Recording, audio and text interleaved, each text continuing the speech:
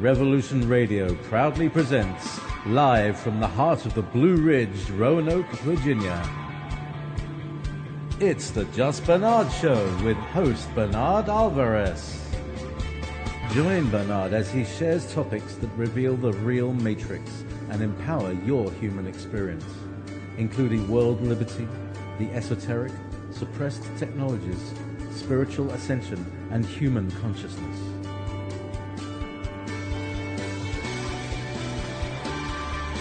Humanity has awakened, and our time has come to realize our full potential.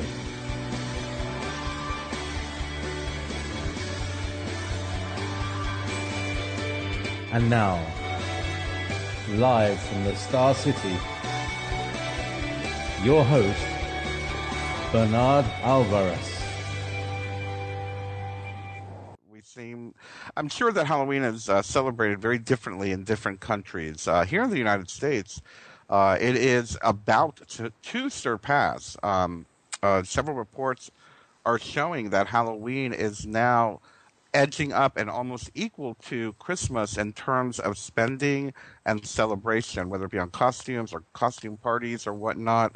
Halloween is right behind Christmas when it comes to people participating as far as economically speaking.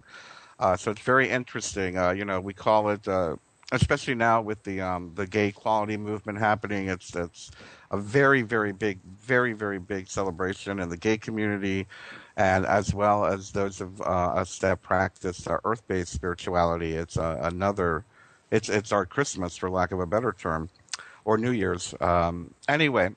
So with that being said, let me tell you a little bit about my friend James Swagger. He's joining us live today. I believe James is in Ireland today, and James has come on the show in the past. He is the author of the New Grain Serious Mystery, linking Passage Grave Cosmology with Dogon Symbology. James also holds a master's degree in engineering, a bachelor's in physics with astronomy, and a master's in science, research, and society. He is one of the megalithic monument experts or adventurers, I should say, and he does travel around the world quite a bit. And if I'm not mistaken, he has been on Ancient Aliens a time or two. So without further ado, welcome to the show, James. How are you today? You have to turn your mic on. Hi, Bernard. Welcome to the show. It's great to hear you.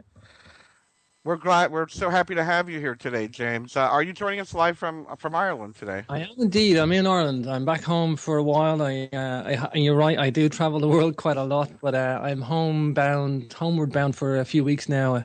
Got a lot of writing to catch up on, but yeah. I didn't know I did all that stuff. No, I actually haven't been on Ancient Aliens. I've had a lot of Ancient Aliens cast members on my show. Okay. But no, I haven't been on Ancient Aliens. But okay. It's funny you say that. They have took a little interest in some of the megalithic sites of Europe, particularly in ones in Ireland as well, on the show. Oh, I can see why, absolutely. And speaking of the megalithic sites, you recently just weren't you one of the gentlemen that traveled to Peru or Egypt? I've been Peru, Egypt. I've been Peru once. I've been to Egypt about 4 times, and about 22 countries in Europe as well. I'm fascinated with ancient sites, ancient cultures, mostly megalithic. I'm a self-obsessed maniac when it comes to researching. You're one of the megalithomaniacs. No, and I am indeed. It's such a passion for me because I always look for answers, and I always look for, to understand our origins. And, the megaliths, like I said on the last show we did, when I talked about the New Grain Serious Mystery, I always thought there was nothing to see there. And I found myself, in the midst of research and discovering things. And it was from an astronomy and acoustics perspective. And, it's funny because this time of year as well, I do the Irish Origins of Halloween show for a few years now. And largely because of my megalithic background, that I have answers that people kind of want to know and that they don't realize is linked with the paganism, the Celts, and Christianity. It's kind of a 3-part story, Bernard. We have the Christian movement to Christianize the pagans, and people kind of only see that part of Halloween.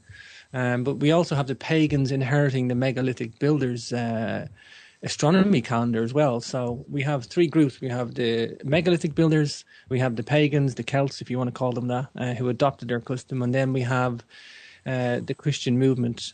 So we have three parts to the story, and we kind of have to work backwards, Bernard, if we're going to understand really the Irish origins of Halloween.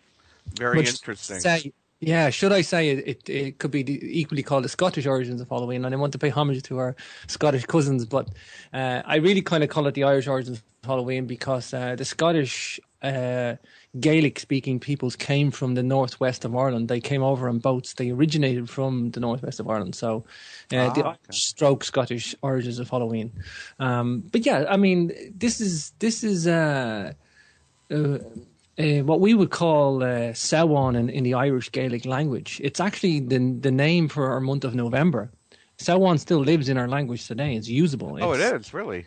Yeah, in Gaelic it means November. And when we say the night for Halloween, we call it Ihe Samhain. In other words, the night in November, or the night in November. And the most important night in November is the 1st. And that is what's known as what you would call the crossover between Halloween, October 31st, into the 1st of November, that stroke of midnight. So where that really comes with, this Samhain festival, there was an actual real Samhain festival with a different date of maybe about somewhere between November 4th, November 5th. Of course, Samhain, the real Samhain this year, the astronomical Samhain, and I'll explain all these terms in a moment, but the astronomical Samhain, the real Halloween, if you want to call it that, it's probably going to be about November 8th this year. So it can shift because of the astronomical movement of the solstices and the equinoxes. Perhaps I should just maybe give the little etymology on Halloween, Bernard. I was going to say, why don't we start with the term Halloween, because that seems to be the modern generic term for the festival and or the holiday. So why don't we start with Halloween and work our way back, like you mentioned. Sure, yeah, and for the purpose of the show, perhaps we'll call Halloween like the modern Halloween, and we'll call Samhain the real Halloween. If you want to call it. There we go. Sounds good. Halloween basically means Hallows Eve. It's a Mongol word. It means Hallows Eve, and it's a Christian festival created for a Hallows Mask for all the saints, and it was known in about the 7th to the 9th century as All Saints' Day on November 1st. It's a little bit dubious why this Christian movement came in with the dates and the times, but to Christianize the pagan rituals. There was a massive movement to convert pagans to Christianity, and they tried everything in the book. They everywhere you see an ancient megalithic site, which then the pagans, the Celts inherited, they still had ritual customs at the sites, and they flocked to anything ancient, and they had offerings to their gods and stuff like that on certain days of the year. And they tried everything. They put churches in pagan sites, and anywhere there was a pagan site, you'll find a cross or a church. And I mean, all across the British Isles, this is rife. And they then tried to interfere with their customs as well. And this is the Halloween, the real Halloween known as Samhain, was really interfered with, and it became mongrelized into this kind of commercial entity monster that we know it today. But the All Saints' Day was really the start of all this. And around the 9th century, the Roman Catholic Church, they shifted the All Saints' Day to the 1st of November. It wasn't originally the 1st of November. And November 2nd became All Souls' Day. And so we have these play on words and really concentrating a Christian effort around this time of the year. The All Saints' Day and the All Souls' Day merged together and created this modern Halloween. So we call the Samhain the Gaelic Halloween, or the real Halloween, and this Hallows Eve, the modern Halloween, this Christianity version, what we know as October 31st. So there is a stark difference between these two. Now, This All Saints' Day, here's the history of this. We know in around between the 6th century and the 9th century, it was a bit of a grey area when this actually happened, because in 609 AD, they originally celebrated All Saints' Day on the 13th of May. So we know it wasn't just a day they made up on their own. It was actually in existence on the 13th of May. Oh. 835 AD, Louis the Pious switched it to the 1st of November. He did this deliberately, and he did it at the behest of Pope Gregory IV. Now, this was from the testimony of Sudi Bidi. We have this historical accounts of this actually happen. However, the churches in England and Germany, they were already celebrating All Saints' Day on the 1st of November at the beginning of the 8th century. So when they shifted the day legally, they only did what they were already doing. They were already celebrating November. We have records they were already celebrating on November 1st then. So they merely just made this official. They made this the start of the official custom. In other words, the church making Louis the Pious switch this 1st of November legally and binding and saying this is now the day for Halloween. That's the earliest record we have this starting. So we know also in a district of Dublin called Tallaght, Angus of Tallaght, he wrote in about 824 AD that they were celebrating All Saints' Day on the 20th of April. So people even resisted on the Christian side moving the date. So we have different dates. We have the 20th of April for All Saints' Day. We have the 13th of May. And then we have them shifting it to the 1st of November. So that's the historical background on what the starting point of this modern Halloween. They basically made the whole thing official in 835 AD. That may seem like, nitpicking, doesn't really matter when it starts, but it does when you understand what the motive was. Most people just they get so confused of what Halloween is. People have all the mixture of ideas, and it's kind of, that's okay. It's almost like this evolving custom all around the world where everybody kind of celebrates Halloween in their own. Some people don't at all, but and even celebrate it in Japan in their own way. Yeah. Even within the European, Western European countries. I mean, Brittany in France, Cornwall, Manx Gaelic in the Isle of Man, and Britain and Ireland, they celebrate it in their own different ways. They're slightly different variations and slightly different names of them. The Welsh have their own version of the custom. We'll get into that later. But so that's kind of the etymology and the history of the time period. Why then the move to take the focus off Halloween? Well, this is where it gets really interesting, Bernard, because what the real Halloween was like a halfway point between the autumnal equinox and the winter solstice. And this halfway point was about November 4th to November 8th. It's one of those days. Depends on the year. Right. The solstices shift each year and the equinoxes as well. So it depends on the year you're talking about. It's an astronomical halfway point. And a lot of people quote this saying that that's when the veil between this world and the other world is at its thinnest point. A lot of pagan sites will all quote this. Even when you celebrate the Dumb Supper, as you mentioned in the intro there, Bernard, and that's not a nice custom, if you ask me. It's a nice way to remember lost ones. Why they do that around Halloween? People do that because for that very reason. That's when the real Samhain was, the veil between this world and the other world. In other words, communication is much easier. Now, people can either believe this or not believe this. I'm just talking about the history. We're going to get into history today, mythology, astronomy, paganism, literature, rock art and symbolism. Like this whole thing is a muddled, complex story. Perhaps I should explain the pagan wheel at this point, Bernard. That would be a very good idea. Let's do the Wheel of the Year, absolutely. Yeah, the Wheel of the Year is commonly known, Bernard, exactly. And the solar wheel or the Wheel of the Year, everybody knows spring, autumn, summer, and winter. Therefore, we already know 4 of the 8 days. Everybody knows midwinter, midsummer, spring, and autumn equinox. But it's the halfway points in between these astronomical halfway points. And they have Gaelic names of Imbolc, 4th of February. We have May Day or Beltane. Beltane, some people say. Beltane in Irish we say. Some people call it May Day, but it was really May 3rd, May 4th. Then we have Lunacy or Lammas. In Gaelic it's Lunacy. In English we call it Lammas. And we still celebrate that in Antrim today. We call it the Old Lammas Fair in Ireland. It was August 4th. And then we also have the Samhain then, this festival around November 4th, sometimes November 8th, depending on the year that it is. So these 4 days, so Halloween was basically one of 4 customs. Most people forget about the other 3 because this one gets popularity, Bernard.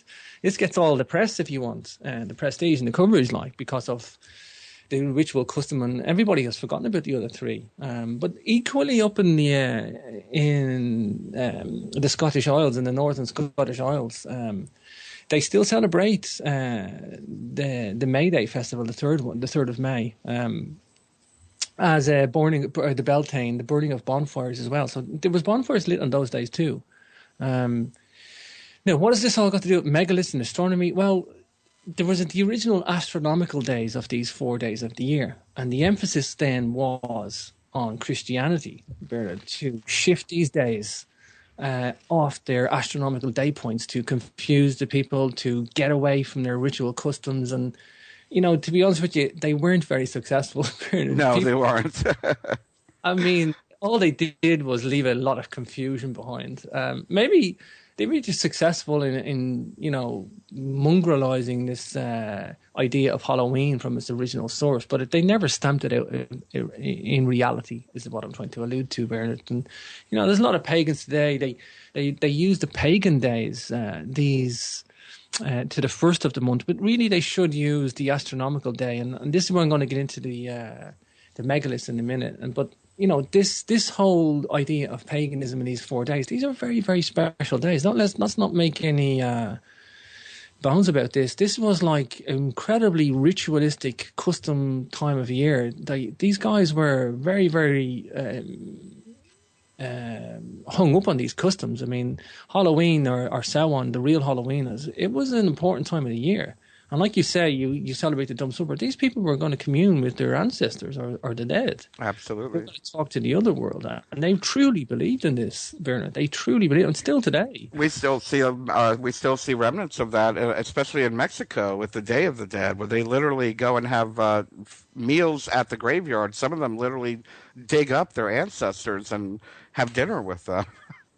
Oh, for sure. You know, and that's fine. I mean, equally, the Beltane festival was equally important, and that was ritualized with bonfires as well. We don't seem to have bonfires on the other 2 days for some reason. So, like I say, we have these 4 days of Samhain, Lunasa, Imbolc, and Beltane, or Beltane. And it seems to be Beltane and Samhain that we have the bonfire ritual. So why that is, nobody's really too sure on that. You know, we even have the Christianizing of the names of the days as well, and that's where the etymology changes. So they needed to get the name Samhain out of the language, so that's where they really kind of came up with this Halloween, the eve before Hallows Day. But equally, Imbolc on the 4th of February, it's known as St. Bridget's Day in Ireland now. Yep. Traditionally a highly Christianized country, Ireland. And again, they took the name away from Imbolc, which people don't even know what that is. It's a word that people don't even have any idea of, like, unless very few pagans would even be able to tell you, like, and it seems to be really lost. It's a Groundhog Day here in the United States. Wow. Groundhog Day, is that right? Wow. It's Groundhog Day. It's supposed to symbolize the day that the groundhog comes out of its hole, out of hibernation, and whether he sees his shadow or not will tell if we will have a longer winter. So they kind of paganized it, but they call it Groundhog Day. Wow. Yeah, and like they say, they have this festival, or they have their own ritual. The Christian movement, if you want to call it that, they had their own ritual.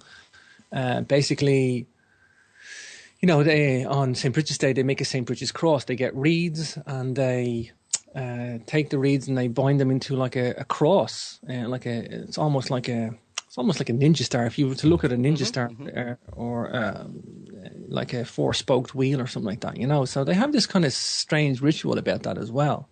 Again, Beltane, the bonfire, Lammas Fair and the Lunasa Festival. It was around the time of the harvest, so it had its own purpose. Should I say, you know, that the Samhain, it's in terms of harvest or agriculture, it's not an incredibly important time of year. Not that I want to put like an agricultural emphasis on these astronomical days, because a lot of people think that these ancient people, they were creating all these calendars for agriculture. I don't lend to that theory at all. I just think they're far too sophisticated. But in terms of a cultural perspective, Samhain was the time for bringing cattle down from the pastures and keeping them protected for the winter time. Even today, we have this cold snap on Halloween in Ireland. A really bad cold snap. It's literally to the day. So come the 1st of November, we go into this snap, and it's like you've just been injected into winter. It's it's overnight. It's incredible. It's almost to the day every year. But anyway, that's the etymology of Halloween, and that's you kind of have to peer back and get the Christian spectacles off to get to the pagan stuff. But the paganism, they really have lost their original days and their original astronomical meaning. So where does this tie in with the megalithic builders? Well, the megalithic builders left us a lot of monuments, Bernard. I mean, a lot. And I'm not just talking variety. I mean, a lot of them dedicated to these special days. If you look at the Lough Crew megalithic complex, we have so many of these aligned to these days of the year. Carn El, for example, is aligned to Samhain on the 8th of November. Sunbeam comes in, enters the chamber, hits a standing stone. So you could call it a Halloween monument, or a Samhain monument, or whatever you'd like. But it looks like we have all the baby ones around it too. They're all fine-tuning the day. They're like, the azimuth, if you really want to know, would be about 108 or 110 degrees to hit that.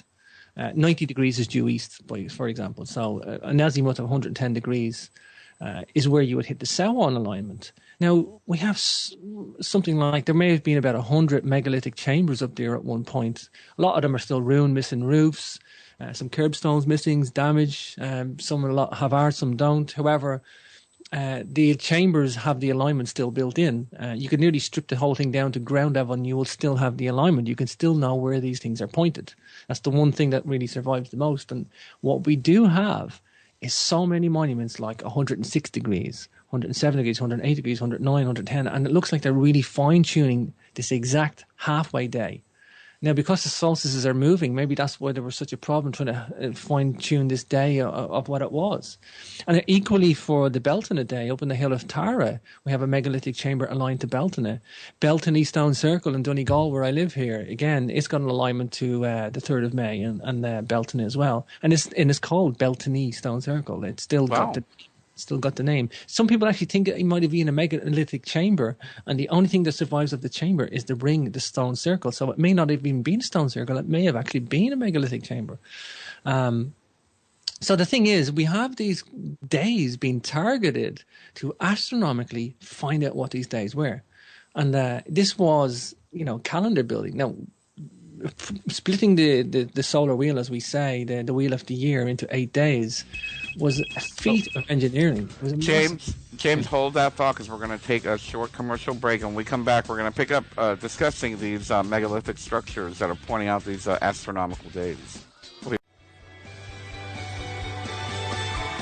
And now, back to your host, Bernard Alvarez.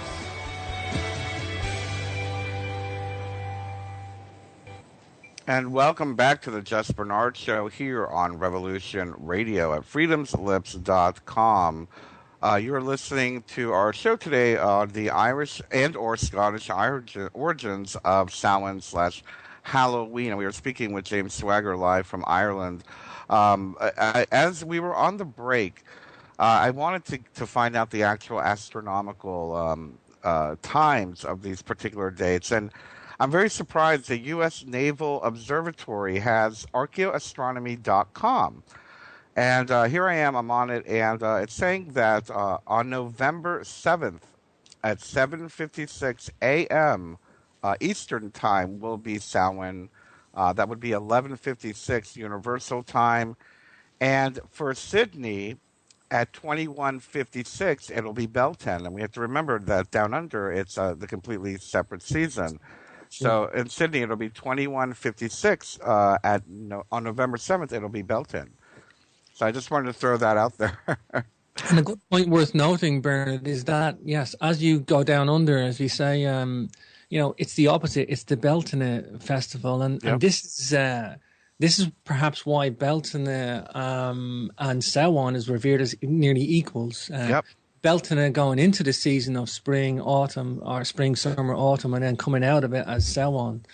So treated almost the same as both days with bonfires. But then treated as opposites, really, and almost like a bipolar way of looking at the year. Bipolar in regions, that is, bipolar regions of the year.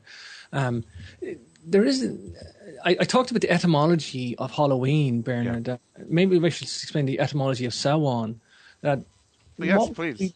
Samhain. The word Samhain actually may have been referring to an actual person or a god or a pagan god. It may have actually. That's what we get. So, Ihe Samhain doesn't actually translate as the night in November, although it is literally translated as that in English. It actually means the night of Samhain, the night of this guy when he comes, So did they revere this Samhain? I mean, what we know is that the earliest historical accounts we have in Ireland mentions this. It talks about Samhain, and it talks about Samhain being linked with these people, the Ishi, sometimes earlier referred to as the Tuatha De Danann, one of the 5 original groups of people in Ireland. Now, these Ishi, funny name, it's a Gaelic name, basically means people of the mounds, and it was referring literally to the megalithic builders, whoever they were. The people who built the mounds or lived in the mounds or treated their work in the mounds were known as the Ishi. Sometimes Dinishi, meaning people of the mounds or those of the mounds. Sometimes just shortly abbreviated as the Shi. And then we have the Banshee, which is the woman of the mounds. Sometimes referred to as a witch, so she's known as the Banshee in Irish Gaelic. Still used today in culture. If you want to refer to somebody as a witch, you call them a Banshee. Still used today. Hasn't gone away, the etymology. So this Samhain has been in our Irish literature as far as we know, and I'm talking, Bernard, between the 7th and 11th century. We have very early Gaelic works. The Book of Invasions, the Book of Leinster, the Annal of the Four Masters, and these books talk about the Ishi, or the Tuatha De Danann, the original inhabitants of Ireland, and they're almost referred to as a supernatural race or a mythical race, only in terms of lack of understanding. I mean, they're almost comparative to elves or fairies or gods and goddesses or otherworldly. They're said to be incredibly beautiful or incredibly ugly, and neither in between. There's a lot of people have revived this early literature into 18th century and 19th century literature. So any of this stuff that you get today in a cultural perspective, even some of the, like I say, the veil being the thinnest, that was wrote down in the 7th to 8th, 9th and 10th centuries. That was literature. That was actual literature at that time period. So it's not like somebody decided that, oh, this is a time for Halloween, this is when the veil's thinnest. No, it wasn't just made up. It's like literally in the historical record. And it was wrote, and this is the key point worth noting now, Baron, this is where it gets really interesting. This was wrote down as historical fact. You know the way in the start of the Dan Brown novel where he goes, this is historical fact, and he encompasses the reader with this whole sense of reality about what the novels are. Well, in a way, it's like that. It's like these people were writing this down as historical fact, with dates, times, numbers of people, who was fighting who. That's what the Book of Invasions is. Leabhar Gala Nahéireann is what it means in Irish, and it means the Book of the Taking of Ireland, those people who took Ireland, in other words. And they translate it as the Book of Invasions. And there was 5 groups of people. One of these groups of people were the Ishi, sometimes later referred to as the Tuatha De Danann, the tribe of Danu. 3 names meaning the same group of people. And one of these groups of people were supernatural, otherworldly, bizarre. It's almost like these guys could walk amongst the living, but they were from another world. And that when you read it, it actually, some people translate it as they were in a parallel universe. Now, this sounds like science fiction or mythology today because we have no understanding. But when these guys wrote this down, they didn't say this is science fiction. They did not say this is mythology. They were writing this down as fact. Right. Now, let me give you some examples. The 5 groups of people, they were called the Partholonians, the Milesians, the Fomorians, the Midians, and the Tuatha De Danann, stroke Ishi. These 5 groups of people, each one had their own battle with each other, and who each one morphed into another. One person out and the next one in. The Tuatha De Danann was actually there originally when the Milesians came. Now, the Milesians are pretty much accepted as being from Spain. So people got on boats, came over from Spain and conquered Ireland. We have genetic evidence of this today, Bernard. We have the haplogroup 1 being genetically the same as the Basque people. They also have not only from the same haplogroup, but they have the highest proportion of Rhys negative in the world. Green and blue eyes, dark hair, and Rhys negative blood. Second only to the Irish and Scottish. So there's blood-linked genetic links. And then we have the historical accounts writing down that who came to Ireland and overcame the Tuatha De Danann was the sons of Mill, the ones that came from Spain. So, these people come over, they take on the Tuatha De Danann, and they talk about battles. So if it is science fiction and it is made up, it's one of the most creative works you could ever make. You really couldn't make this stuff up. It's certainly not in the time frame. It's like if we sat down to make a science movie today, you would have all the hallmarks in there of parallel universes, other world. They even talk about force fields around the megalithic monuments, and they were trying to breach them. It's wild stuff to read. Bernard. Very interesting. Wow. And this is our earliest records. Now, if anybody wants to check this out, you can check up the Book of Invasions, the Book of Leinster, and the Annals of the Four Masters. And they're some of the earliest works ever known in Europe. I think one of the oldest books in Europe is the Book of Kells as well. Each page of the book would have took a year to make. It's a Christian book, by the way. But we have very, very Irish stories that were these are old tales from the Celts that were documented for the first time in the 7th to the 11th century. So we know that these tales are going back a long period of time, Bernard. So if anybody wants to follow this, I should say, Bernard, jamesswagger.com, you can hit the tab for Halloween, and you can look at the solar wheel of the year, and you can look at some of this historical accounts, what these days actually mean, and a little bit of the background of the etymology as well, if you want to follow along when you're listening to the show. But the point is that it's not just an astronomical tale. It's not just a halfway point of the year. I know that's what my megalithic research is, Bernard. But there's so much mythology with this, and so much historical accounts with this. It's backed up with the astronomy as well. So incredibly wild, Bernard. Now, James, before we went on the break this last time, you were telling us some of the structures that were pointing out the Samhain moment, I guess, the astronomical moment. And I forgot to ask you, and I want to ask you again, what was the name of that particular structure you were referring to? The one that, I think what you said, it was L-shaped and it pointed to the Samhain moment? Its alphabetical name is L. There's Cairn A, B, C, D, O. Yeah, they usually use the A to Z system. Because there's so many of them, there's usually 20 or 30 at each site, so they go Cairn A, B, C, D. Some of them have names, personal names, like Newgrange, Noth, Doth. Some of them have very numerical names like Cairn 51 or Cairn 28 or Dolman 64 or something like that. It depends on who researched it at the time, about 100 years ago. But yeah, Cairnel is its alphabetical name, and it's situated in the megalithic complex of Lough Crew. You'll see that also on jamesswagger.com. If you go there, there's an archive for the database for these ancient sites. But the thing for me is these monuments were inherited by the Celts. Okay, so the Celts are first coming into existence around what we see about 1500 BC, 1000 BC.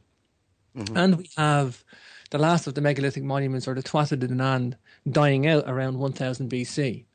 That's when the last of the megalithic monuments really kind of petered out. So what we have is about a 500-year overlap, Bernard, from which time the Celts inherited and took over and carried on some of the cultural traditions. That's why we have the the pagan wheel being adopted from the megalithic builders. They adopted their culture, they adopted their technology. Were they dwindling in numbers? Were they dying out at a slow rate? There doesn't seem to be a conquering of them.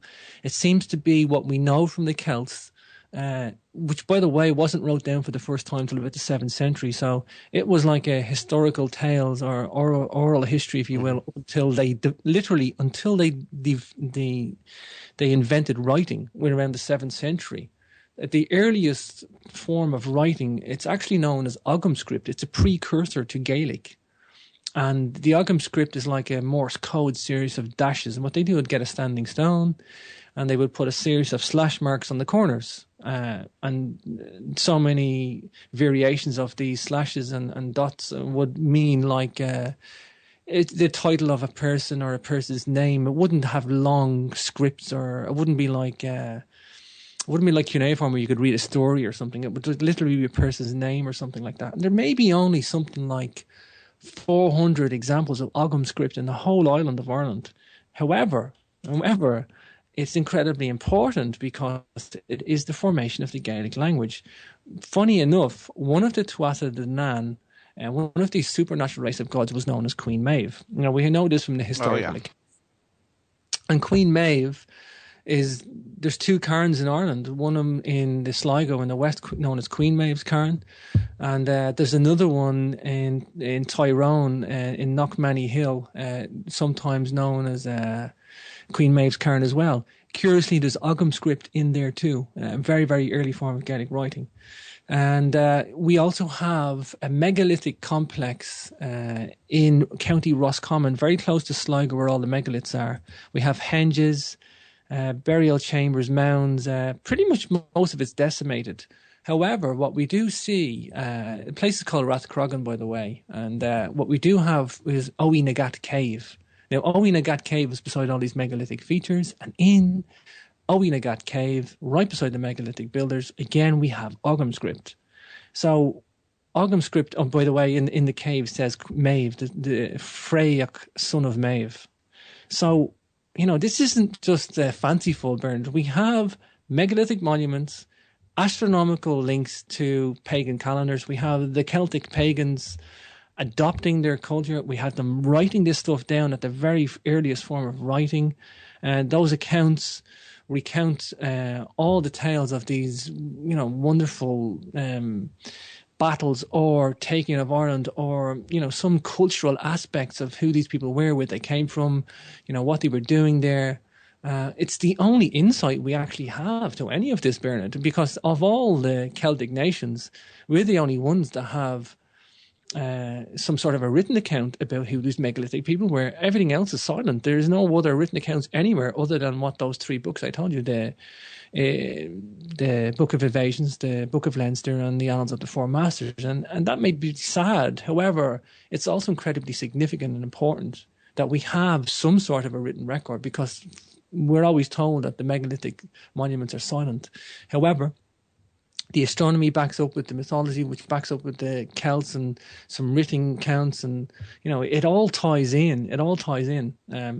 Perhaps why this paganism was really, really struggling to be stamped out by Christianity. Perhaps. Maybe. Now, let me ask you a question in reference to the Ogham alphabet.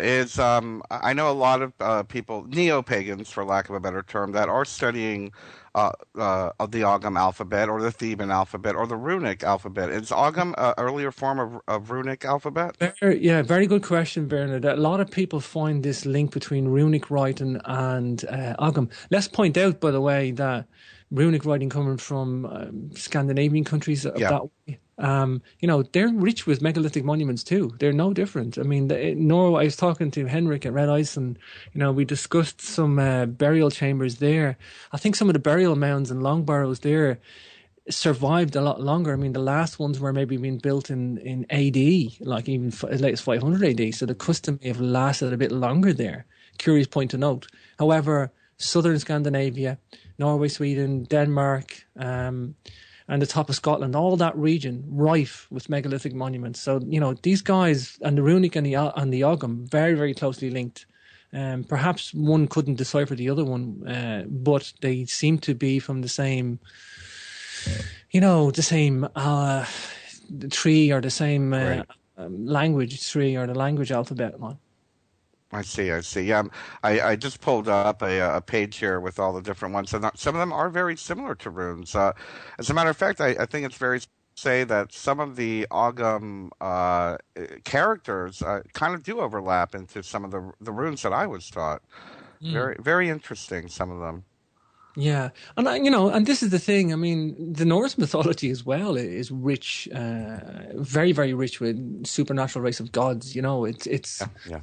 Yeah. we're these the same people. It's uncanny that we have the Ogham versus the Runic, and then we have the Norse mythology versus the Irish mythology.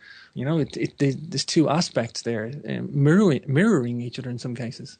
Um, but yeah, going back to the Tuatha De Danann, I mean, these guys, when we read about them, there was very, very normal accounts too.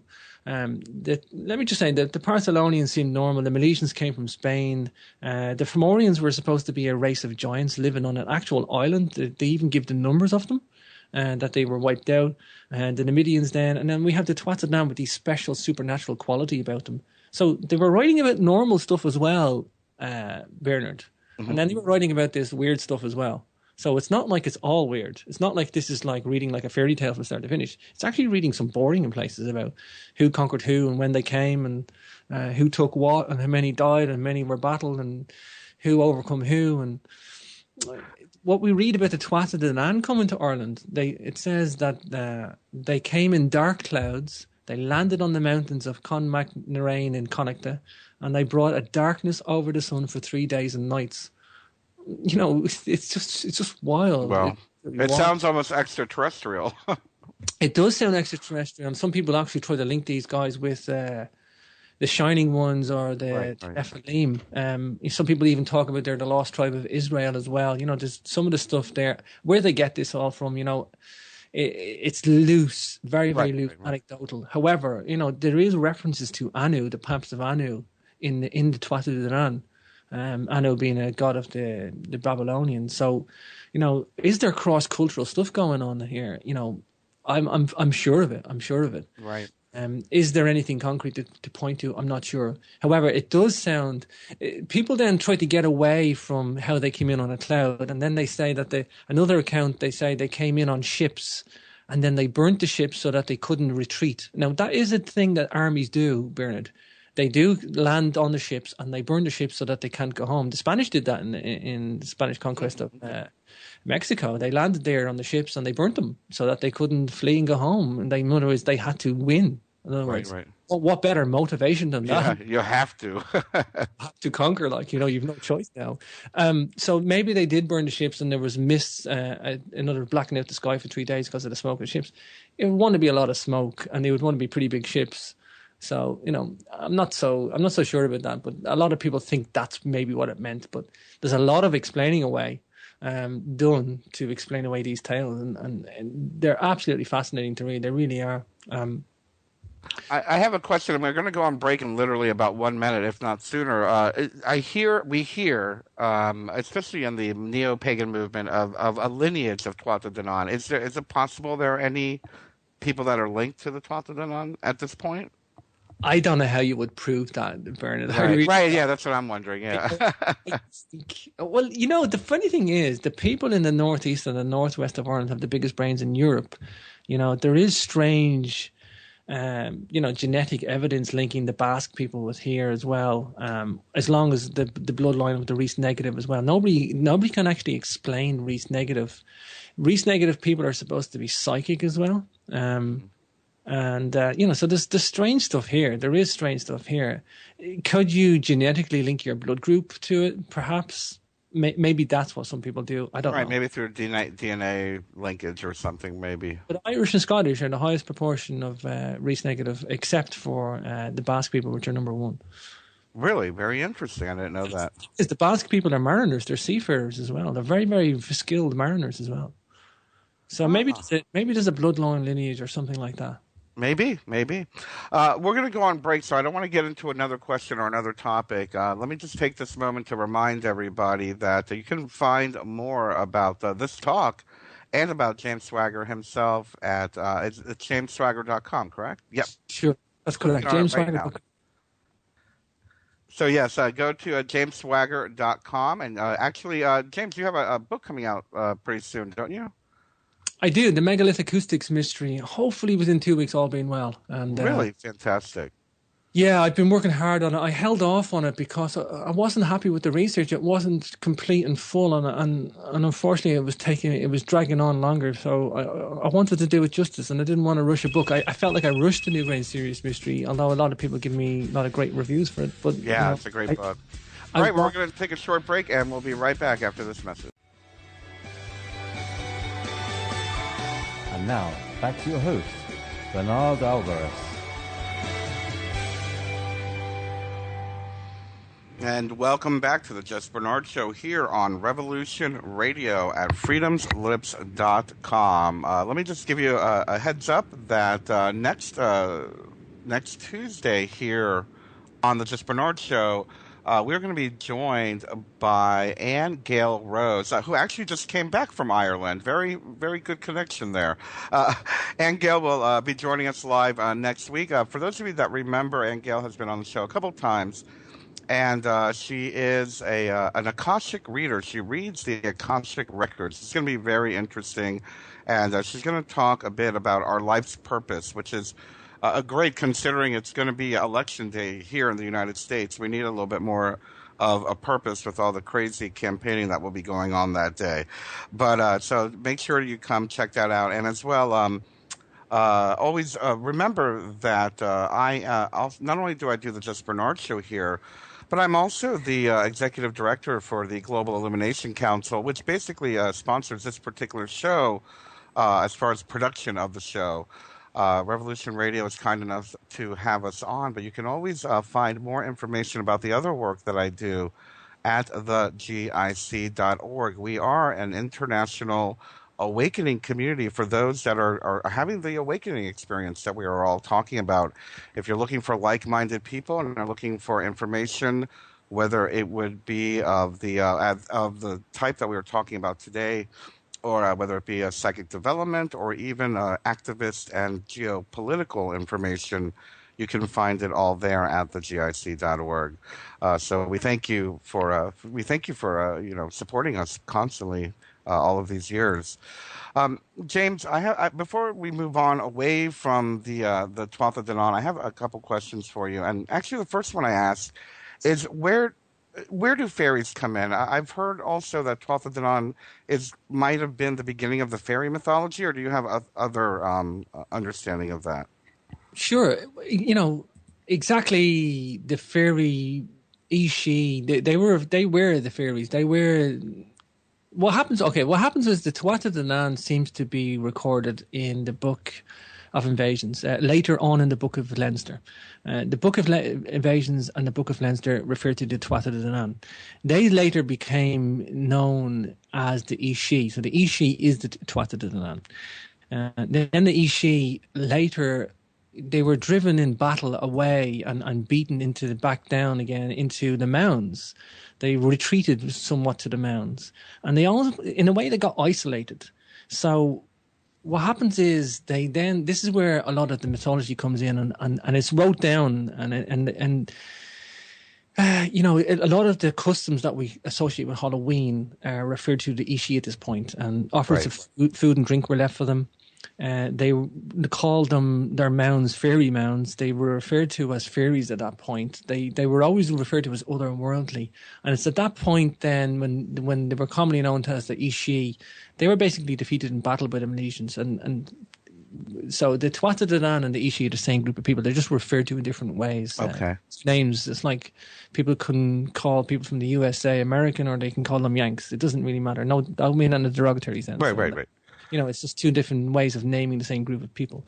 So the Ishi and it's only when they're commonly referred to as the Ishi that at that point they were defeated in battle, and they were kind of isolated in thought process or whatever. And the Celts then referred to these people as mysterious or fairies, and that's where the fairy mythology comes. Now, it's documented in long ago.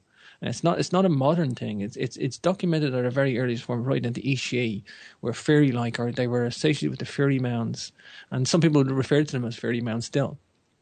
Now, people didn't know who these people were anymore. They were worried about them. They left offerings of food and drink at certain times of year, particularly Halloween, Samhain, but also Beltane as well. I must strike that again.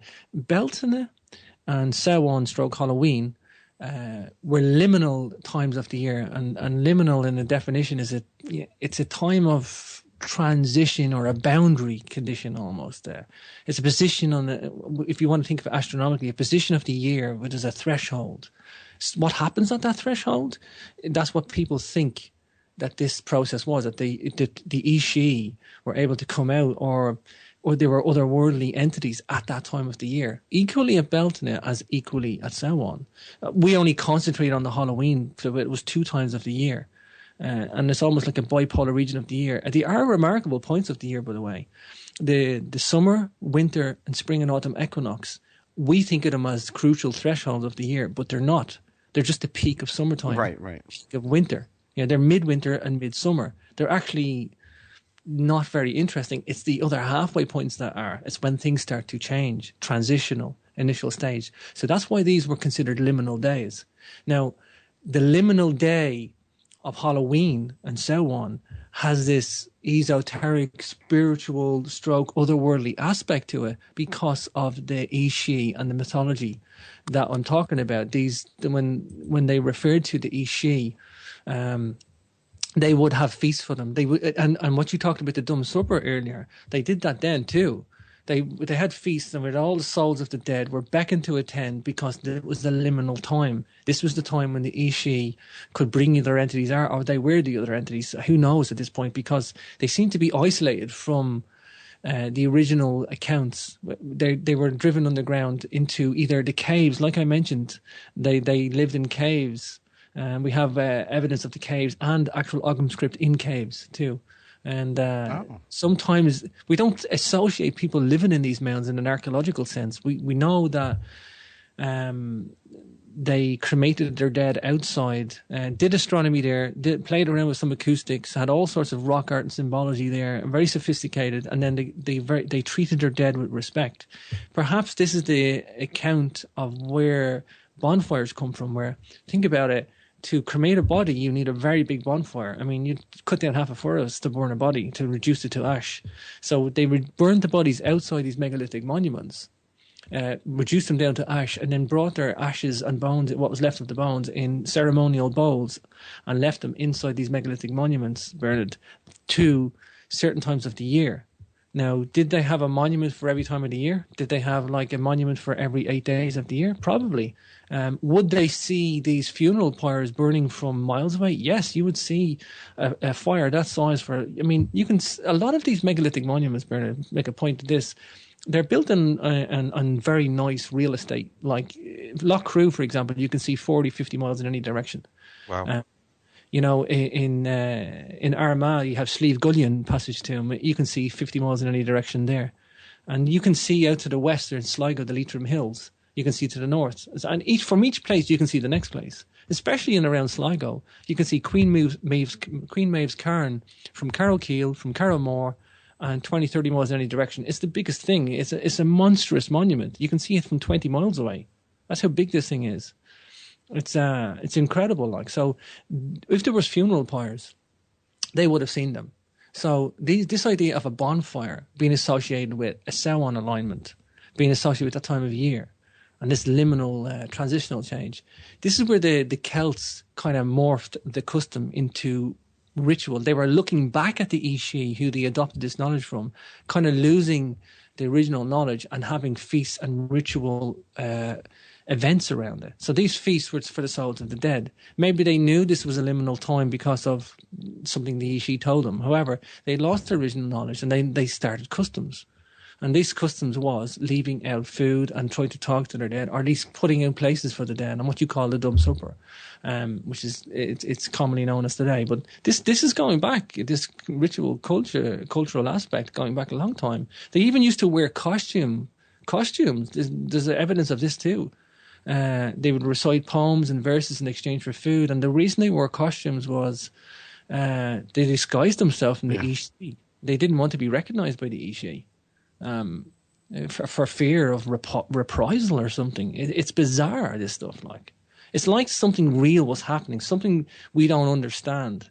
But these guys were, maybe there was a scare tactic, maybe because of not truly understanding the original motives or functions of this whole saga, that it morphs or changes into a scare tactic after that, where you're putting on costumes because you're scared of who these people are, and you don't really know, and it's all storytelling after that.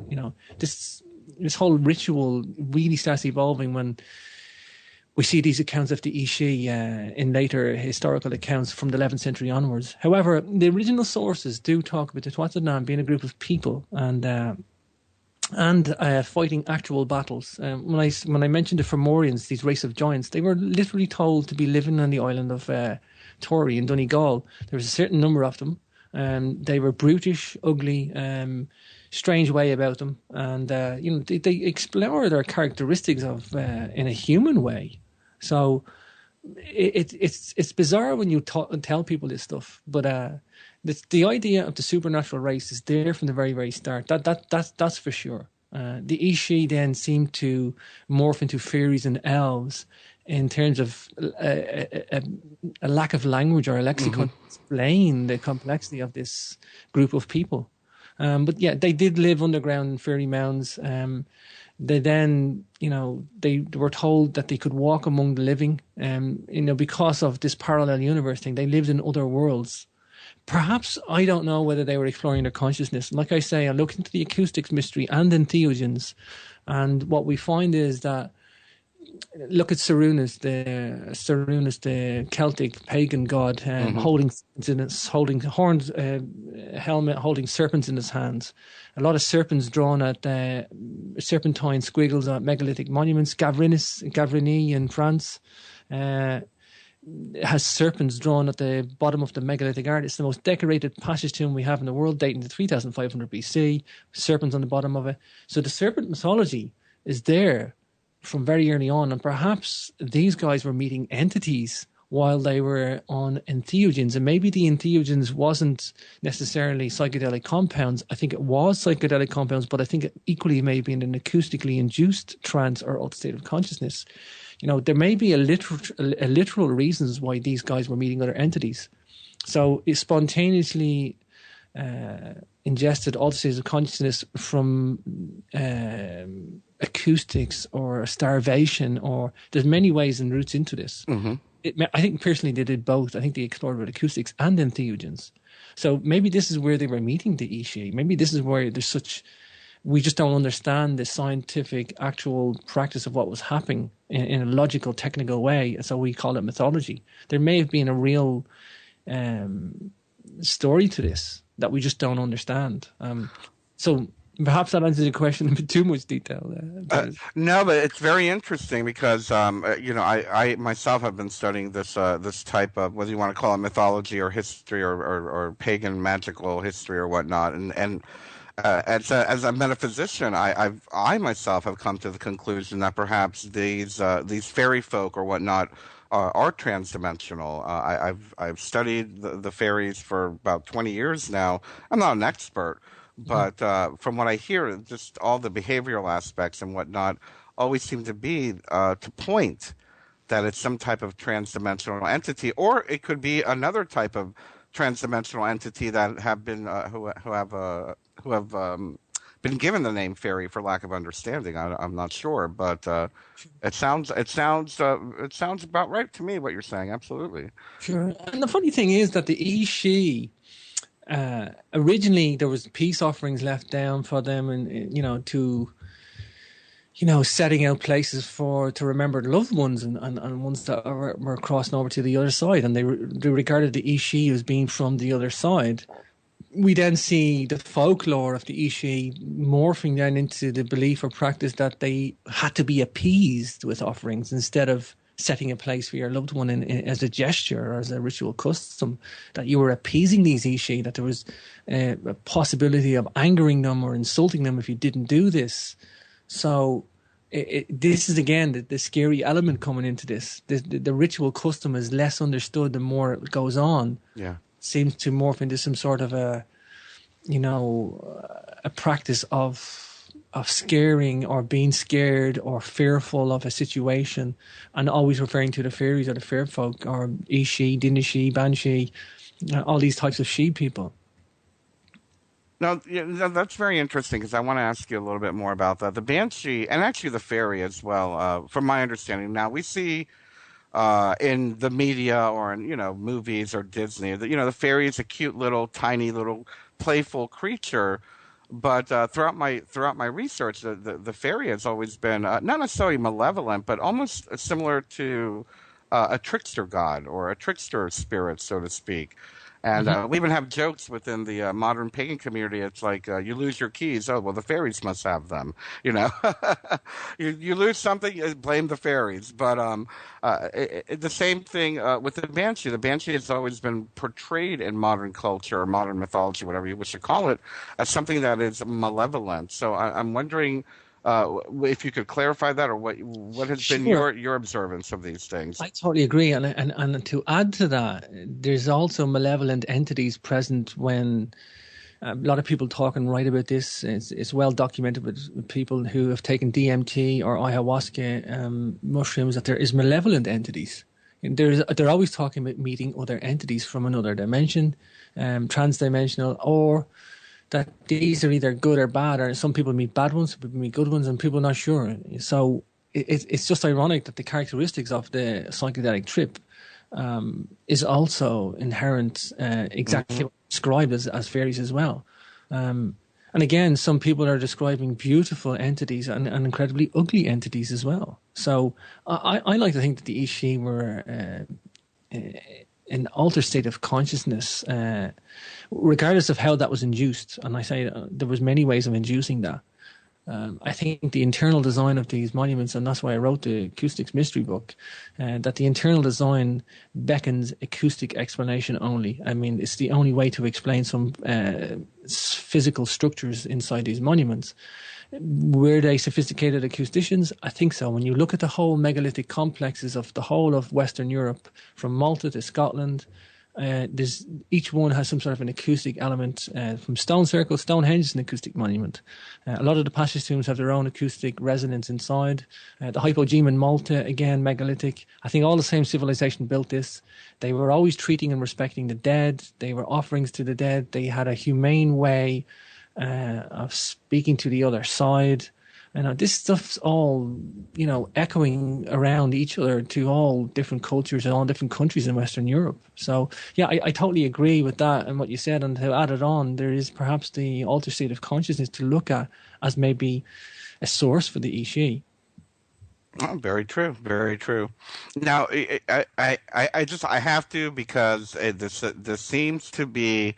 I'm not sure how Halloween or Samhain is perceived in the British Isles or in Ireland or in Europe for that matter, but I know here in the United States we have a very ugly underbelly of religious fanaticism that seems to try to perpetuate that Samhain is of the devil and it's of Satan and it's of Lucifer. Have you seen any of that in any of your research? No, and the thing is that the Wiccans, the pagans, witches, they don't actually even believe in Satan. No, I know. I know, but this is the thing. This is where it morphs, and as it gets exported from country to country, for example, the scary aspect to it, or Satan, or some sort of an evil thing, is concentrated on. Whereas, like I said, it started off where the Ishi had to be respected, and they sat down a place to talk to them or to talk to their ancestors because it was the time of year and they were associated with the other side. However, that then morphs into, we must appease these. If we don't put down the food, they're going to get angry. And then that turns into scare and then fearful. And then as that gets exported, then you can see where the Chinese whispers phenomena, as you export the story, each puts their own stamp and it gets worse and worse. So And you it's have to put on a costume and hide from them, and yeah. yeah, and because you don't want to be recognized by the Ishi because they're going to get you basically, and it's funny, like all the elements are there in the Irish origins of Halloween. It's all there. It's just getting extortionately out of control. Yeah. It's almost as if it descends into chaos the more years that pass. It's like literally descending into chaos. I love. I don't know. I'm sure you've heard of Joseph Campbell, and I don't know how much you've studied his work, but he was a very famous mythographer, and he talks about how mythology is kind of a mirror of humanity, and he brings in all different aspects from like Carl Jung, collective subconscious, and whatnot, and how these types of holidays, especially Halloween, is a celebration of our darkness, of our fear, and how it's actually healthy within a community or within a society to explore these types of things. I mean, Halloween is, and quite honestly, I agree in this sense. Halloween's the only time of year that I'll watch a horror movie. I really don't like horror movies, but Halloween, I want to be scared. And people go to haunted houses and they want to explore things that are, how shall we say, not unnatural, but well, maybe supernatural might be a good word. And I'm wondering, was there any parallel to that in the ancients? Were they doing the same thing? Was there an anthropological aspect for their community to want to celebrate fear and the unknown? Perhaps, and I think you get into archetypes then, Bernard, as not originally. I think there was all the original history that I just spoke about, and the astronomical reasons and the paganism. Then I think once you get from late Celtic paganism into the brink of Christianity, at that point it starts to develop too much fear, and then archetypes take control, and these Ishi become fairy type archetypes, if you wish, and then even when it gets exported to England, we're talking Irish and Scottish origins of Samhain Halloween. Even when it gets exported into England, that this custom, what we see is more of a Satan witchcraft element coming into it. Now, that's not to speak bad of my cousins and disparagingly in any way in England, not at all. It's just we see accounts. We don't even know if these accounts are real or not. And we have the jack-o'-lantern coming in, and again, carving of pumpkins and turnips. They do it in turnips as well. I think in Manx Gaelic in the Isle of Man, they prefer to use turnips as well, because that was that type of seasonal vegetable that was local to them then. But so as it gets exported, these archetypes come in and they play a major role. So, is there a collective unconsciousness there feeding into this? I'm sure there is. How much of these stories, though, that, from the 13th, 14th century onwards, where it really gets out of control, that, nobody really understands what Halloween is. The original source, it's only now in our modern day, looking back at the historical accounts because of the internet and megalithic research and everything else, that we really understand where the customs actually come from. Well, then, what, did the people in the 13th century just get it wrong and really get out of control? I think so. I really do. And so what kind of shifted as we follow the timeline and we're seeing it exported into England? What you said that it got more, evil, satanic-y type vibe to it.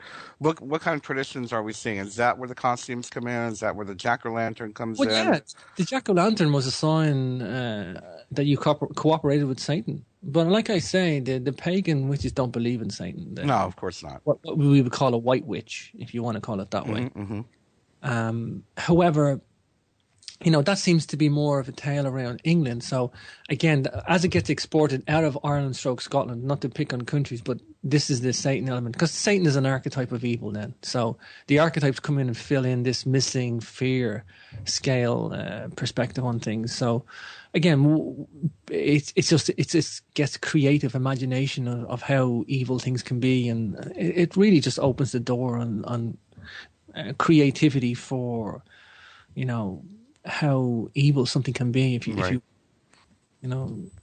Absolutely. And we're coming up on the end of this particular segment, and I want to save the whole modern pagan witchcraft thing till after the commercial.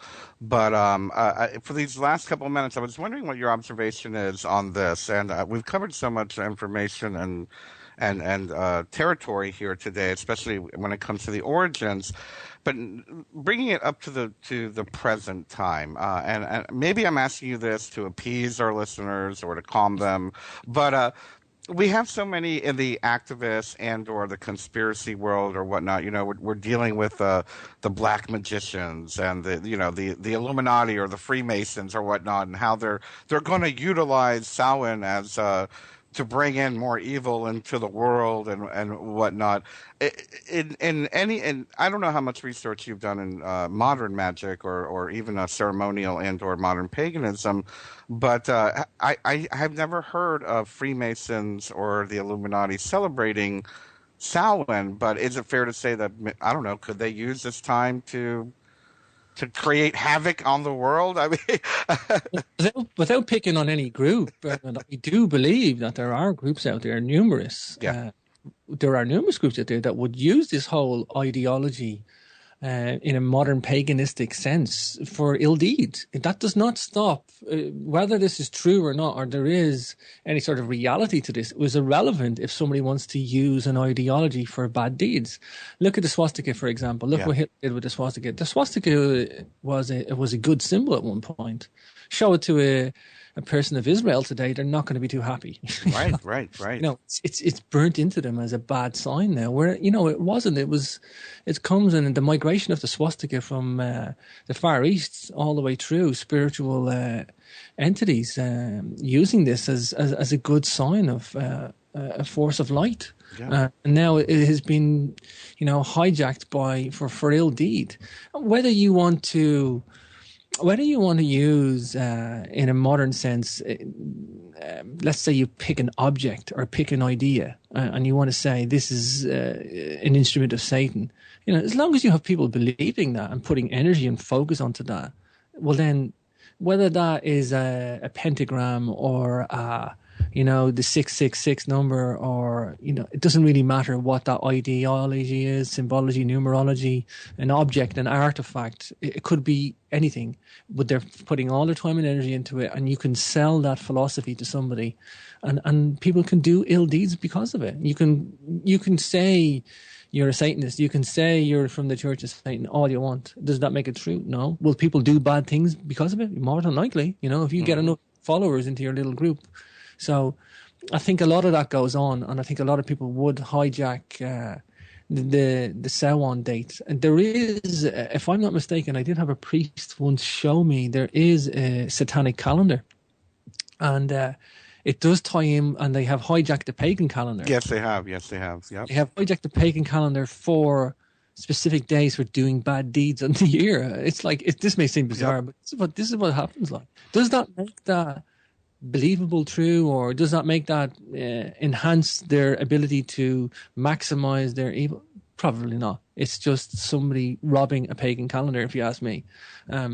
However, people that believe in it, see, this philosophy doesn't work to the people outside the Satanist realm. It only works to the people within their Satanist group. Yeah, exactly. They sell this to the world. They're only trying to sell it to their own group, Bernard. And those who are afraid of Satan.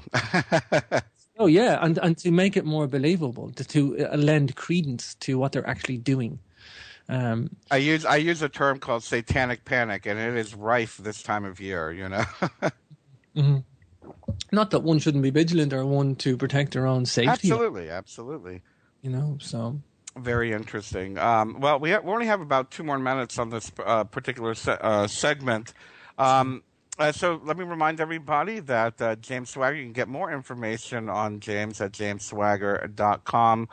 James, are you going out on any tours or making any appearances in the near future? I have a lot of tours next year. I might be developing a tour with another radio house in America, an author. I won't say who he is. I just keep it hush yet, but that seems interesting for next year.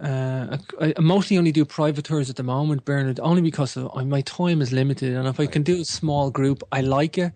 It's not taxing or burdensome on me. I can fit it in with my own schedule. I'm asked all the time to go back and do the big tours in Sligo, but I'm not above myself. I like the tours. Tours are an essential part of what I do. The money's not there, and the time it takes me to do it, it grinds me down. I mean, my own radio show, Capricorn Radio, I'm a victim of my own success. Right. I know the feeling. It's like, it's a great way for research, Bernard. It's a great way to meet people. It's a great way to learn knowledge and force yourself into the learning curve, as they say. And, I wouldn't change it for the world. I am trying to do less shows, though. I want to get back into a bit more writing. Going to have a busy time doing tours next year, though, and mostly private tours. You get that, again, anyone wants to do a private tour, get into jamesswagger.com. Wonderful. And we'll be right back after this break. And now, back to your host, Bernard Alvarez. And welcome back to the Just Bernard Show here on Revolution Radio at freedomslips.com. We are having a wonderful discussion today with James Swagger on the Irish origins of Halloween. But before we get back into that, I just wanted to let everybody know that if you are interested, if you are local in the Roanoke, Virginia area, I do weekly classes as well. I will be teaching a Reiki 1 workshop here in Roanoke, Virginia on November 8th. That'll be for the certification and attunement process. If you're in the area, please check us out. You can always find out more about my local events here, face-to-face, real live, non-internet events at we have a Facebook group called GIC Earth Spirit Roanoke. That's GIC Earth Spirit Roanoke, and you'll find information about the Dumb Supper I'm hosting, as well as the weekly events that I do here locally. You can also find out more about the work that I'm doing at bernardalvarez.com. There's a lot of new things happening, and I always forget to mention bernardalvarez.com. So I wanted to take this opportunity to do that. And let me welcome back our special guest today, joining me live from Ireland, James Swagger. Welcome back, James. Oh, thank you, Bernard. Great to be back. Great to have you on the show today. It's been such a very interesting show. And with right before the break, we were talking about the satanic thorn in the side of Halloween, for lack of a better term. Let's bring this full circle a little bit, perhaps, and explain a little bit about what's going on with modern paganism and Halloween and modern witchcraft and Halloween. Sure. A lot of people have a lot of misunderstandings. It was very interesting. I had a minor discussion this morning when I think it was when I posted this show on Facebook, and some woman, actually a woman from United Kingdom, said all witches are evil and they want to have power over people and abuse people. And I responded, I said, well, I'm very sad that you've had that experience with pagans. I find most of them are very loving and just want to align with the natural timeline of the earth and nature.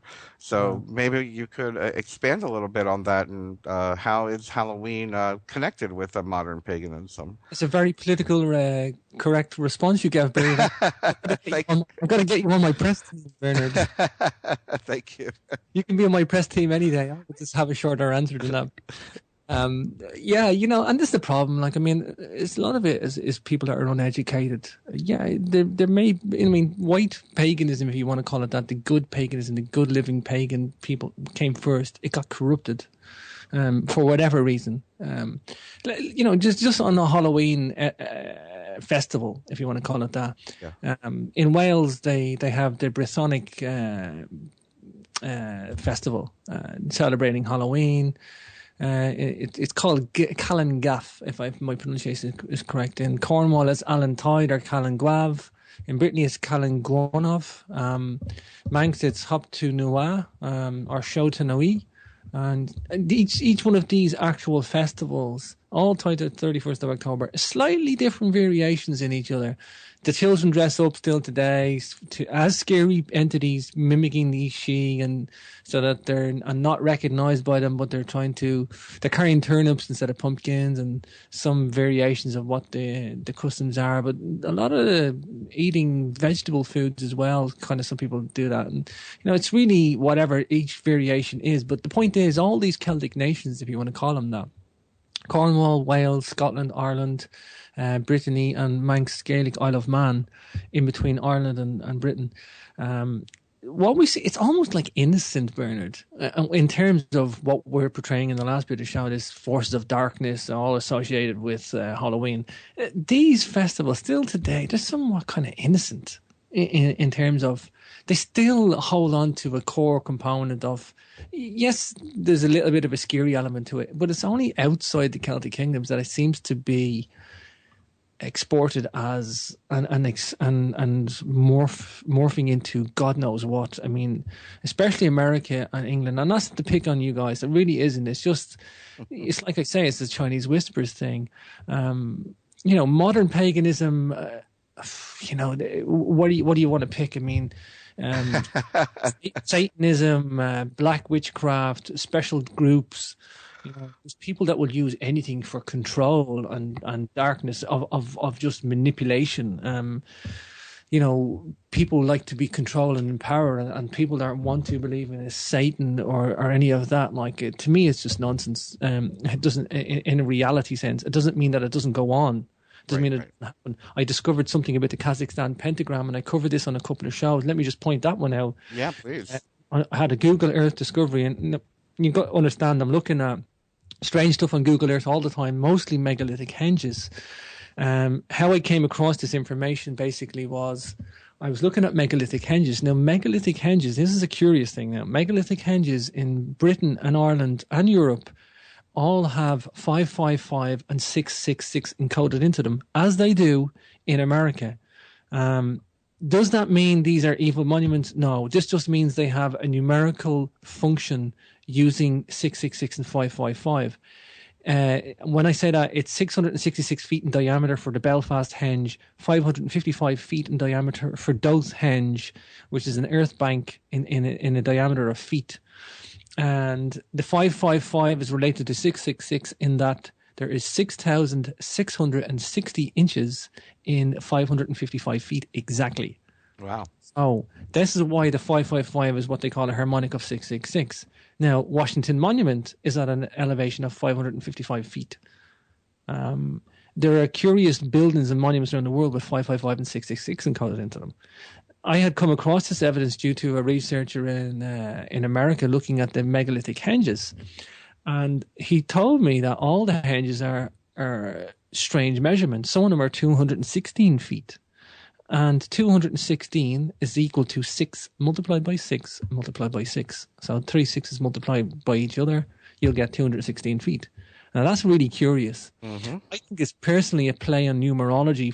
And this is dating back, by the way, I personally believe that the Amorites from Babylon in 2750 BC were marching around exporting their geometry in a numerological sense. Has it been corrupted by other groups later on? Yes, I have no doubt. Yeah. The original sense was a numerical sense of the 666 and the 555. It was a play in geometry. 6 is very important, by the way. It's the basis system of the Sumerian culture. 60 is divisible by so many numbers more than the base 10 system. Mm-hmm. It's more fluid to do mathematics. If you want to calculate astronomy or mathematics, it's great. It's a great number system. Doing everyday business, no. So the 60, the base 60 is 60 minutes, 60 seconds. It's utilized in our time system today. Also, 60 degrees in a trilateral triangle, 60, 60, 60 for equilateral triangle, I should say. So the 6, the 6, the 6 is there in that as well. The carbon atom, the source of all life, is 6, 6, and 6. So this 666 is an important number. However, does that make it evil? No, it just makes it a triple-digit number, 666, like a 555. If somebody goes and uses that number for something else, that's not good. Now, I think there is evidence of that, and I'm going to talk about the Kazakhstan pentagram because in my research on Google Earth, myself and my co-host discovered live on air, and you can check up episode 41041 Capricorn Radio. You'll find it on YouTube, or Kazakhstan pentagram 666. The Kazakhstan pentagram is modern. I have no doubt of that. It's at an elevation of 666 feet above sea level. It's at a radius of 666 feet. And it's in a tight corner of Kazakhstan in the middle of nowhere. There has been so many so much disinformation pumped out around the world to dispel this thing. I've lost 2 YouTube channels because it's community guidelines for putting it up on the internet. No news report has actually carried the correct evidence of this. It's largely been swept under the carpet with wrong measurements. You can go to this on Google Earth yourself, go to Kazakhstan pentagram, look at the exact center of the pentagram, and you'll find it's at an elevation above sea level at 666 feet. Whoever put that pentagram there knew that. I have no doubt about that. It's too uncanny. A pentagram is a sigil of Baphomet, an evil symbol, if you will. Originally, it was a pentacle, 5-pointed star upwards. That's a good sign, if you want to call that a true pagan symbol. It's been corrupted by black forces, dark forces, if you want to call it that. So you must also realize there are very, very few places in Kazakhstan that are at an elevation of about 1,000 feet above sea level. It's very, very, much higher than that, mostly tundra mountainous region. So to even find a location at 666 feet is incredibly rare. To find it at the corner of a lake that is incredibly hard to get to, this is like a prized ground, if you ask me, a prized location for putting this object there. Now, the radius is at 666 feet as well. You can put your ruler on Google Earth and measure this yourself. I did a video on this, and I did an 18-minute condensed analysis of all the information. Not only that, the 5 points of the star don't reach the external part of the circle. They have a radius of 444 feet. But 444 is another way of multiplying 0.666 multiplied by 666. In other words, 2/3 of 666 is 444. So the harmonic is there again. I have no doubt that there is a sinister group that used it for God knows what. It's incredibly hard to get to. You must realize this. It's reported as a Russian park. It's not easy to get to. You couldn't bring people there. They said it was a Russian missile silo. Again, you don't put Russian missile silos where you can't even get a vehicle to this thing. You can only get to this thing by aerodrome or by boat because it's on the edge of a lake. There is, curiously, an aerodrome nearby across the lake with pontoons. I covered this all in the video. However, they didn't ask anybody who owned the aerodrome what this thing was. They got an archaeologist from 1,000 miles away who looked at the same image on Google Earth as everybody else in the world. And they managed to sweep it under the carpet. They did a very successful job of it. But I have no doubt there are groups in the world utilizing this 666 symbology and numerology, ideology. There'll be another Hitler one day who'll use something other than the swastika. There'll be somebody else use the pentagram. I have no doubt that people will use symbology and ideology for ill-gotten gains, if not, dark deeds. Totally. I think modern paganism will flock to this stuff because they need anything. That is their system of control. It's a psychological system. It's a system of control. It seems that, and I talk about this a lot, I'm like, we need to re-embrace the old pagan symbols because they are being utilized for dark imaginings, for lack of a better term. We've seen it with the Eye of, they've been hijacked with the swastika, the Eye of Horus, the pyramid. You talk about the all-seeing eye on the dollar bill is a great example. And so many people keep giving it power by saying it belongs to them, it belongs to them. No, it belongs to us. Yeah, and what I mean by us, those of us who live here on the planet Earth, Yeah, for sure. We need to take them back. We need to take these things back. And you know what? There is something about symbols that appeal to the brain, and we take information in very, very differently visually. We don't know what we take in visually half the time. It's a psychological. It appeals to that right side of the brain, that artistic expression element. You can express so many ideas in a symbol or a picture than you can. And I know that esoteric societies do this, and that's fine. I'm not there to, say this is good or this is bad. I'm just saying in a purely ideological sense. Look at hieroglyphs. I always talk about this. Look at hieroglyphs. If you want to teach a philosophy or a language to somebody, hieroglyphs is the way, because you can express Jean-Francois Champollion, when he cracked the hieroglyphs, always believed there was two languages. There was an obvious written hieroglyphic readout of what it was, and then there was some sort of an expressionistic, symbolic thought to the whole of the hieroglyphs as well. He believed it wasn't fully cracked himself, and I mean, Egyptologists today will believe that they have cracked the hieroglyphs. However, if you want to teach symbology to somebody, in an ideological sense, a symbol's going to do more than written text. A written text doesn't mean anything to us. It's gibberish to humans. However, if you put a symbol and you explain numbers and symbology and esoteric knowledge, you could put so much philosophy into a symbol. Yeah. You could Lots of layers of information. Layers, exactly. And I believe that's what the hieroglyphs were. And I believe they were very clever because they appealed to that right side of the brain. They were also very, very technical. They used their left brain when they needed to, and they used their right brain when they needed to. They knew exactly which side of the brain to use for what. Very, very smart. However, look at the idea of Hitler when he comes along. He picks up this idea of the swastika and he uses it for a bad deed. So it doesn't matter whether it's good or bad. It is definitely proven track record way of teaching your philosophy or teaching and embedding it into the psyche, embedding in this knowledge and drumming it home in an almost way, in a psychological sense, not even aware that it's going in half the time. Absolutely. It's a brainwashing in a way. Well, I was just about to say that the word logos means, logo for a reason. We have to look that up, Well, and it's a brainwashing. You can brainwash somebody with intellect and good information, or you can brainwash them with bad ideas and philosophy. So, absolutely. And speaking of brainwashing, and we didn't get to this part yet, but I want to make sure we get that in here because I don't want to offend my fellow pagan brothers and sisters out there. The idea of modern Wiccans or modern witches or modern pagans worshiping Satan at Halloween. There is no Satan in the modern pagan system unless you are into that whole black magic Luciferian Satanism. But what I find very funny is that, and I've been on television shows discussing witchcraft with Satanists, and the Satanist said to me, "Well, we're exactly the same." I said, "No, we're not. You are the rebellious nature of the Christian God. Our system comes from way before modern, Abrahamic religion. You have to be akin to the Abrahamic philosophy in order to believe in Satanism. And as far as modern paganism is concerned, they're literally just archetypes of natural forces that are worshipped. And I wonder if that's the same thing over in the British Isles. Yeah, I have no doubt, Bernard. I have no doubt. I mean, you can go on about the modern paganism all day. However, you must really kind of address each thing that we talked about in its own domain, as we did today, Bernard, to give justice.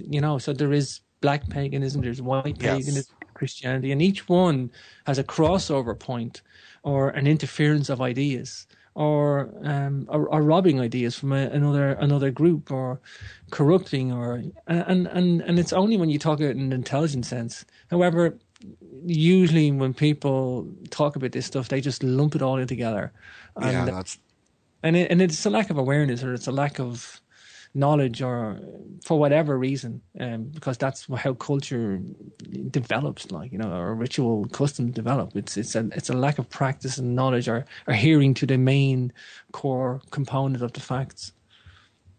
Absolutely, and it's funny to say that I guess from my experience, and I've been around modern paganism for about 25 years now, and it seems that as far as the nature-based paganism that we see now, that modern neo-paganism, Halloween is a celebration of the ancestors, and it's basically a big party day. Quite honestly, it's it is like a festival, like what you had mentioned earlier. And it's sad in a way. It's been very commercialized. I mean, I actually wouldn't be too against that if it was commercializing the other 3 days as well, because nobody. Yeah. Well, it's funny because a lot of the modern pagans don't like the commercialization. They don't like the witch in the hat, and they don't like. You have to make your own costume to go to their party. I don't like it either, but I would like it. I would like it if they commercialized the 4 pagan days. I think it would be wonderful. Absolutely. But and sadly that it's not the case. However, it's why I do the Irish Origins of Halloween too. People want to know this stuff, and it's only they don't know they want to know it until they're listening, and then they go, "Oh, really?"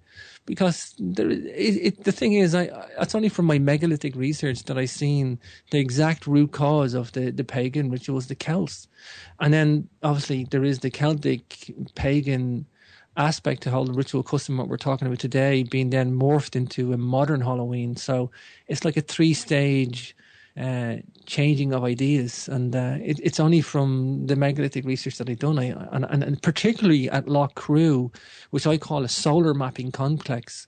Basically, they mapped the 8 days of the year at Lough Crew, and we have Cairn T taken in the spring and autumn equinox. Sunbeam comes in, illuminates rock art. The rock art is a circle with 8 rays. And it's not rocket science to figure this stuff out. I mean, I'm not an expert researcher. I'm humble in that respect. Anybody can do this. You need a compass, a bit of basic knowledge of spring and autumn equinoxes. And I think that the whole of Lough Crew is a solar mapping complex to figure out these days. And the Carnell, like I mentioned, it has the Samhain alignment. And then you have so many little satellite monuments to Beltane, Imbolc, and all the other 8 days of the year. And I think they literally, like I say, that the main days weren't the spring and autumn equinox and the mid and winter solstice, the midsummer and midwinter solstice. It was the halfway points in between. They were the real prize because they were the crossover points. Well, it's called the Greater Sabbath in the modern pagan calendar. Mm-hmm. They are the greater days, the greater Sabbath. The cross-quarter days are the greater Sabbaths. Cross-quarter days is another way for saying them. Yeah, exactly, like a quartering the wheel. And you see that in a lot of churches as well, Bernard. You'll see a circle with a circular window with a horizontal and a vertical line running through it, like a crosshairs of a sniper gun, if you want to call it that. And those crosshairs basically are quartering the year. Yep. Absolutely. Well, James, you have given us so much to think about. I can't believe the time has gone by already, and we're going to have to start wrapping things up. Go ahead and please share with us what's going on your website, the Halloween tab. Yeah, jamesswagger.com. I did a little special page for Halloween if you want to check out the solar wheel of the year, and a little bit of further information on the dates, the astronomical date, and then the pagan dates and what that all kind of means as well. And it's just a short little summary of what we were talking about today. And you'll find everything I do there as an author, my publications, and you'll catch my new book on the acoustics mystery of megalithic monuments later in November. And also, just to point the word out, I'm doing a megalithic archive at the moment. And I'm just filling as many megalithic sites as I can every day in there. So very good. Sounds fantastic. Thank you so much. And thank you, everybody, for listening to the Just Bernard Show here on Revolution Radio at freedomslips.com. We will see you all next week, and have a happy Halloween. Bye-bye.